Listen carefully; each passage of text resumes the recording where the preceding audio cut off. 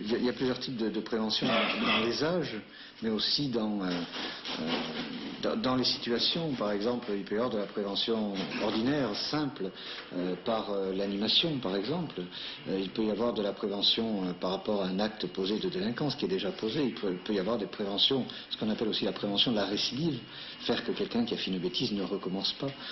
Donc la prévention, c'est un terme vraiment qui regroupe de très nombreuses notions et de très nombreux axes en fait d'action. Ici, l'action, c'est d'accueillir. On peut se reposer, faire le point, s'amuser aussi. L'été en canoë-kayak, l'hiver avec des soirées à thème. Pas question de vivre de subventions, il faut que cela soit rentable. Pas question non plus de classification. La double écluse, c'est avant tout un lieu de rencontre et de loisirs, comme n'importe quel gîte. Et parmi les clients, 3 à 4 personnes en difficulté.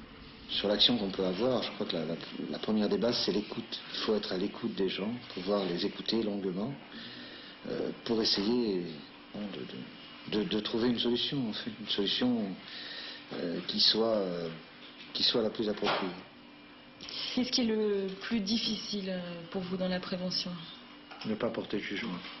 Se garder de porter un jugement qui souvent pourrait être hâtif et un petit peu dommageable pour la personne qui est en face de soi. Avant de s'occuper de la double écluse, José Gasquès a été éducateur spécialisé à Planoise. Pour lui, le conseil communal est utile.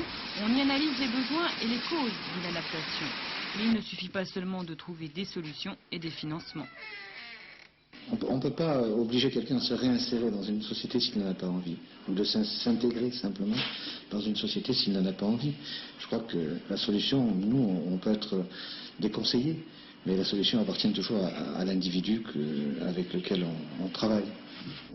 Pour la double écluse, José Gasquès a plein de projets. Par exemple, restaurer une péniche pour en faire un garage à bateau ou encore mettre en place une grande salle d'activité.